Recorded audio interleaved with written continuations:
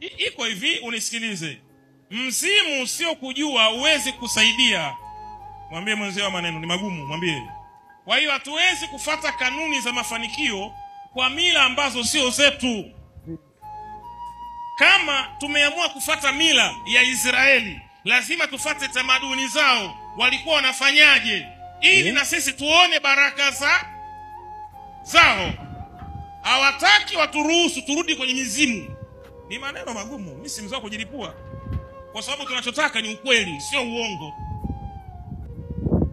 Sasa unafataje tamaduni ambazo hutaki matendo ya waliofanya? Si tukifanya washirikina. Nimewaambia nendeni kwenye makaburi ya babu zenu, baba zenu, safisheni makaburi, mwaga maji pale. Na la vizuri, wameniambia unawafundisha kanisa, unapotosha, huo ni ushirikina. Lakini tukienda Israeli, tunaenda kulia kwenye kaburi la Petro, huyu Yuda, huyu Matayo. Sasa nao si ni watu pia? Si wamekufa hawa? Kwani kuna utofauti kwenye makaburi? Kaburi